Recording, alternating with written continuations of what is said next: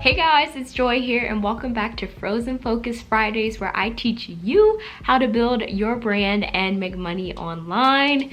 Today we're going to be talking about resume tips. I'm going to be giving you tips on best practices for your resume, how to format each section, what sections you need, and all of that great stuff. And these tips are things that I use to get internships at ELLE magazine, NBC Universal, and Google. So these tips I have tried and they have worked out for me. And also the tips and tricks that I'll be referencing come from a nice little PDF that my school has provided for students. So if you want to reference the PDF or have it in your archives for whenever you're working on your resume, please click on the link down below where I have free resume guide, or you can go to bit.ly/free-resume-guide, and I will just email you over the link to this cool guide that my school offers for us. If you're super pumped about this video and also more videos about building your brand and getting your coins, make sure you subscribe down below and also turn on those notification bells, because that is oh so important if you want to be notified every time I post a new Frozen Focus Friday. So let's start off with some general resume tips as far as like formatting, what it should look like and things like that.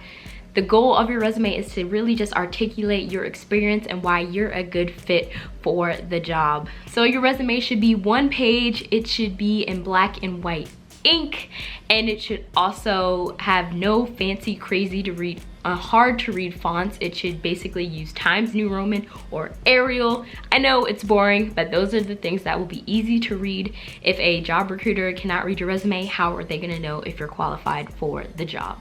Also, you should use 12-point font. The smallest you should go is about 10. The key is to make it easy to read so that they can get straight into who you are, what you do, and what you are excellent at. One thing I also see on a lot of resumes is people putting too much personal stuff on the resume. So don't include a picture of yourself.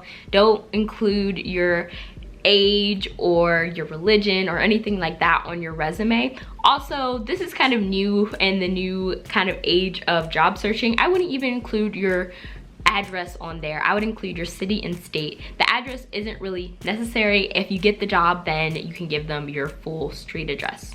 Another reason not to give out your address is if you're printing them out and handing them out at career fairs, you don't know if it's gonna get lost and then somebody will have your whole job history and where you live. So that's never good. So I just say do your city and state and hold off on the address. My last quick tip before we get into the sections on your resume is to do not use personal pronouns. And by that, do not use I, her, he, she, it. Do not use personal pronouns. That is not how to correctly write your resume. So if you say I did this, I helped onboard 5 new team members, to onboarded 5 new team members. So once you remove those personal pronouns at the beginning of your bullet points, you'll start to realize that the first word is going to be an action verb. So you want those verbs to be strong. So instead of saying I planned a new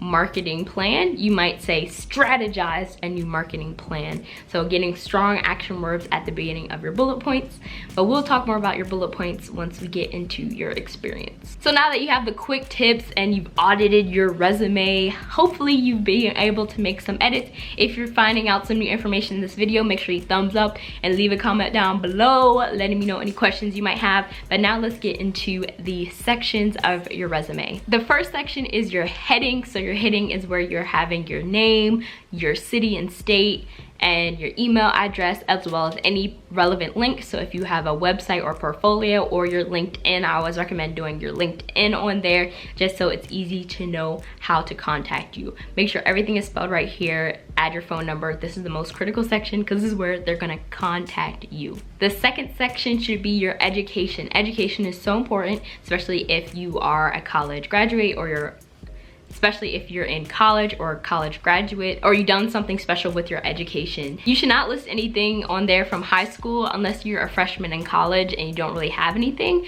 But if you're looking for more things to put in your education, you might consider putting relevant coursework.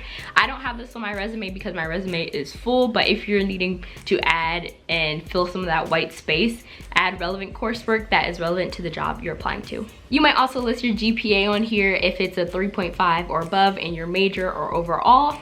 And that's all my tips for the education section. So let's get into the next section, which is your work experience. So here you're going to list in chronological order with the dates, the month, and the year that you worked at each position. You're gonna have the company, you're gonna have the city it was in, and you're also gonna have the position title. I recommend putting 3 to 5 bullet points that are basically full statements about what you did or accomplished. And the way you format your bullet points, I learned this when I was interviewing for Google, is you talk about what the problem was, what your solution was, and what the results were once you implemented your solution. And the key thing is to be very specific, and in your results section, talk about numbers, talk about statistics, talk about anything that you can add a value to so it's easier to visualize. So you might start off with an action verb, so you might say strategize new campaign for declining sales on this product and raise revenue by 3%. Sorry, I had to think about that off the top of my head. But that's an example of something you might do to kind of really just talk about the whole story, and that's one bullet, so you might have 3 to 5 bullets that are like that. Once again, if you need more concrete examples, go down to the link below and click on the guide. I'll send it straight to your email, the one that I'm referencing, and there's a couple example resumes on there for you to check out the formats, how they did the bullets, and all that good stuff. The next section is the honors and activities section. So this is a great place to list anything that you've been awarded, any types of clubs or organizations you're in your college, and things like that. The last section is your skills section. So this is where you talk about any types of skills you have, computer, software, language, anything that you think is relevant to the job, I would list here. Definitely do not lie in this section. Do not say you are an advanced coder when you don't know how to code, because some surprise interviews will have you actually showcase that you can do what you said you could do on your resume. Or you don't want to be that person who gets there on the first day and they're like, do this, and you can't do that. So only list the skills that you know how to do. If you're just starting to learn something, then put beginner next to it, just so it's clearly articulated what your skills are. So now that you know all the sections of your resume, let's just end off with some quick tips and big mistakes you want to avoid when you're doing your final edits on your resume. So first, references. Do not put references are available upon request. It's 2019, everyone knows that. That's just taking up space. Like, don't put that on there. Another tip I have is to eliminate white space. So if you only have filled up half the page, you need to figure out how to fill that other half of the page without making the font size 72 point, you know. So you have to really think about what you did, what you accomplished, anything like that that can fill space. Like I said, you can do things like relevant coursework, maybe expand upon your skills and things like that. My next tip is to format on Microsoft Word or Adobe Illustrator if you are more advanced if possible. The reason is if you use something like Canva where you export it, sometimes those documents are not readable when you submit them to an online portal. So basically the way resumes are reviewed nowadays is you'll apply to the job online, and then they'll take the job description and they'll basically say, give me resumes that have skills in photography. And then if you have photography on your resume, it will pull your resume up. So you want your resume to be readable and scannable and things like that.